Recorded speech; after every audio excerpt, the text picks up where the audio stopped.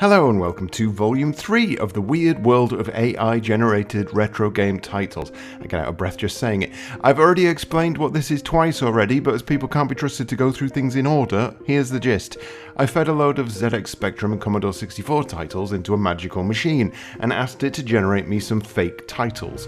With about 100 titles ready to go, I went out to a massive pile of people from websites up and down the interweb, and I asked them if they'd like to draw me a fake cover for one of these titles. Literally everyone, apart from those who said no, said yes. I then got friend of the channel, Stu the Brummie, on the Discord phone, and I showed him these titles one by one, as we discussed the supplied artwork, the insane titles, what these games could possibly be about, and finally, Stu decides what price point should be applied to each game. These price points aren't just for how good the artist is, bear that in mind. It's also probably dependent on whether Stu got to write a song for the fake advert or not. On with the show.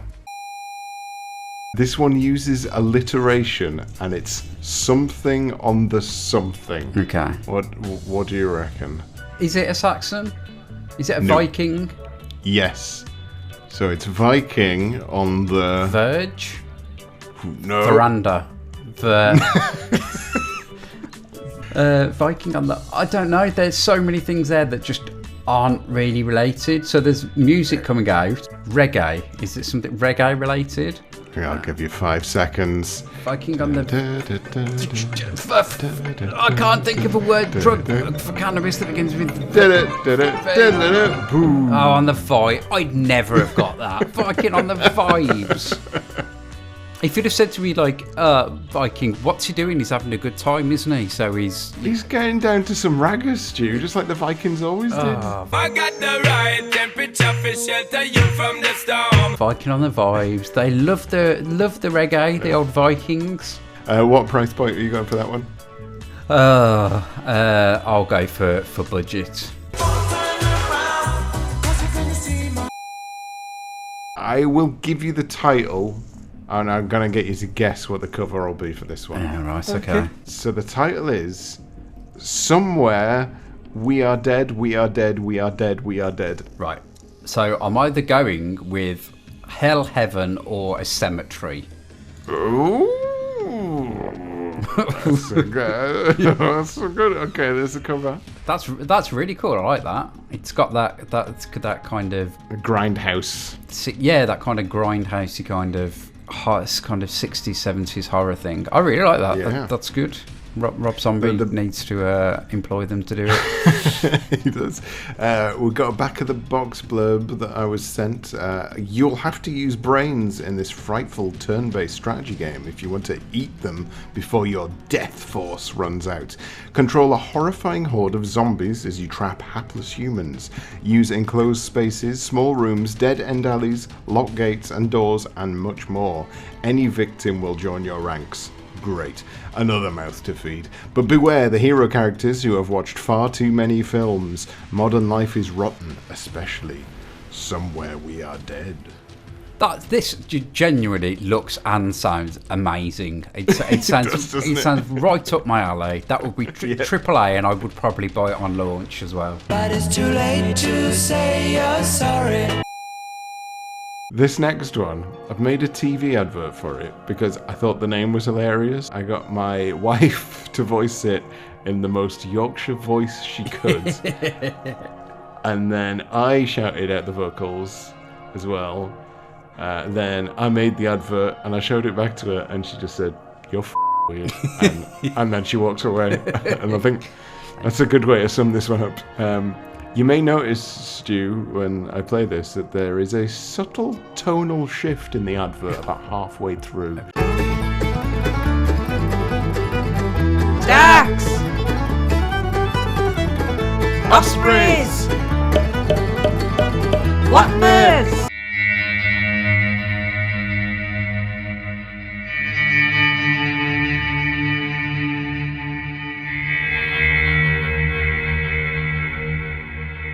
So it becomes quite terrifying. I have no idea. I think it was when he sent me the artwork through. There's just something about that bird's eye, and just with the exclamation marks after each. So I don't know. There was something menacing about the title. My favourite thing about it is he didn't even send me a description back. So literally, you've got the title, and you've just got to make of the game what you will from that and the cover. Text adventure.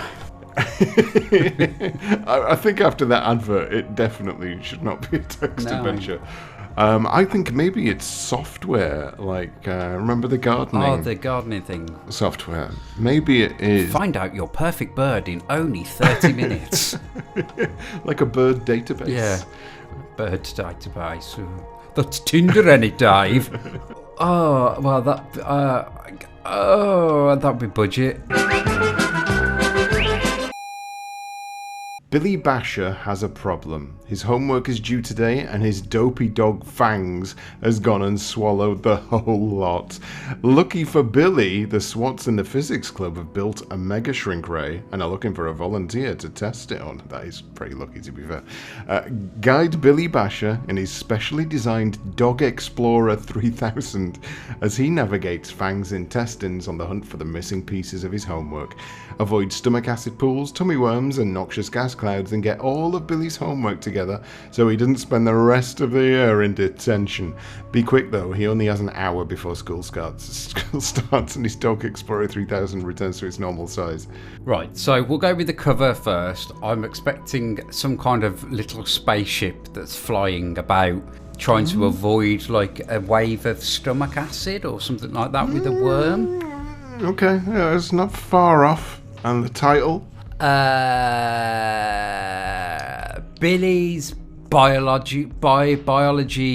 No. I mean, that's close as close as you're going to get. School Daze Intestinal. Oh God, yeah, no, I was going to get way off. Oh, I tried to go literal that time as well. School Daze Intestinal.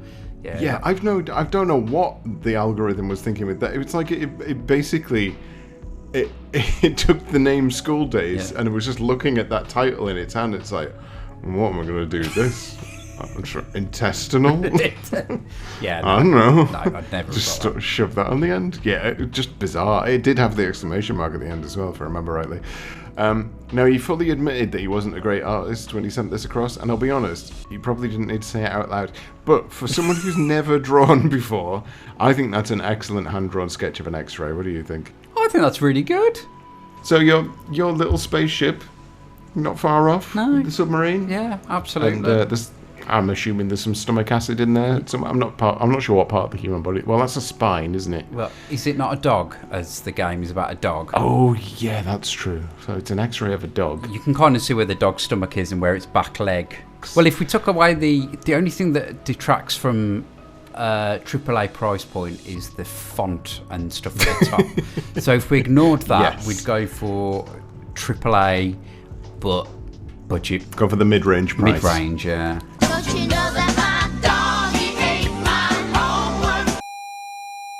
This game, clearly someone who isn't great at drawing again, but they've tried the best. So, Stu, if you can make out what anything in this picture is supposed to be, I want you to guess what the title is. Oh, that's really good. Yeah, how good is that? That's absolutely brilliant. So he sent that back to me in about half a day. No. That makes me sick. So yeah, that is it's truly excellent. It's like it's amazing. I mean, that's ready to go. Somebody make a game. You've got artwork already. Janitor. J for janitor. Jimbo janitor. The algorithm has clearly looked at the name of the game Colin the Cleaner. Right. And it's just slightly tweaked that title to make a knockoff version of Colin the Cleaner, I imagine. Or, well, Colin the Cleaner wasn't great, so maybe a normal version of Colin the Cleaner. What, like Jeff the Cleaner? Oh, that's close. I'll give you that. It's Javier the Clean. So it's not even like Javier the Cleaner. It changed it to Javier the Clean. That would have been a very different game. Javier the Clean. You see, I just picture a man in a bath. But that's my default thought. That is so good. It's amazing. Well, he's gone for the full box art as well. Let's pop this up. He's gone for the instructions and everything. No. Oh, that's brilliant. There you go. Look at that. That is absolutely brilliant. He described it as a cross between Lode Runner, Tumble Pop, and iRobot. I can picture that.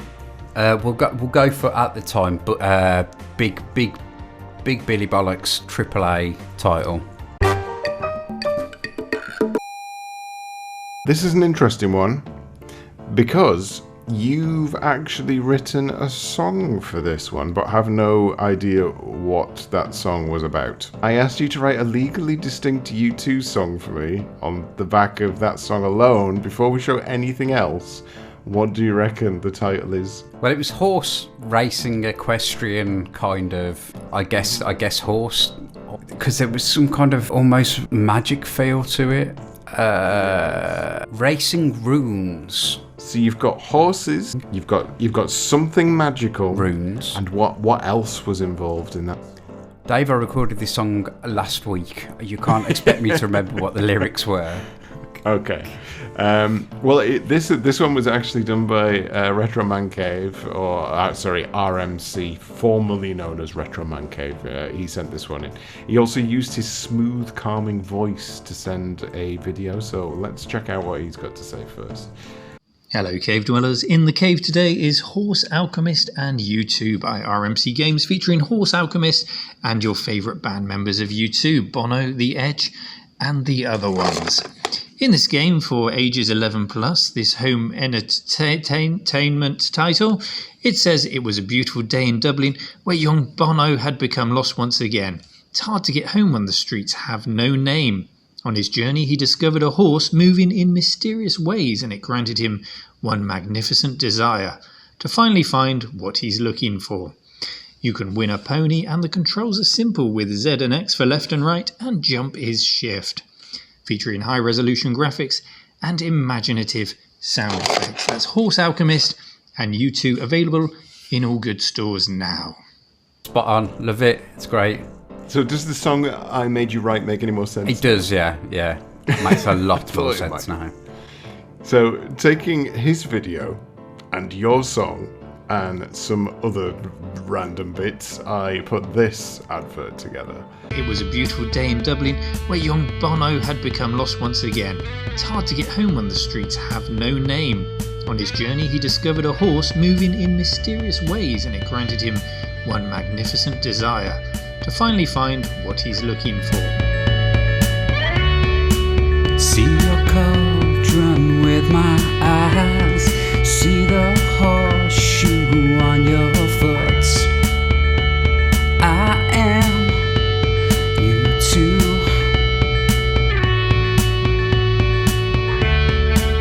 Making gold from lumps of coal, jumping hedges with your legs. And I am U2.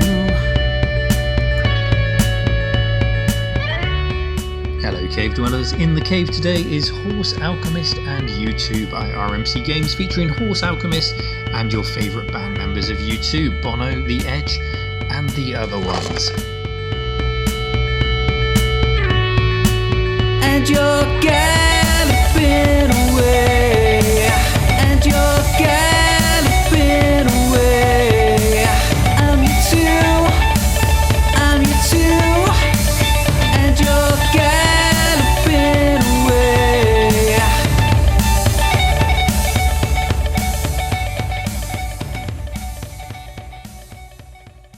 Well, Dave, Amazing. I've got a tear in my eye. Well, I mean, considering you had basically nothing to go on other than my stupid lyrics, you did an absolutely amazing job on that one. But RMC actually cheated a bit here. I have to put that out there. We all have to point at him and call him a big cheater, because the title he actually got was Horse Alchemist and U2.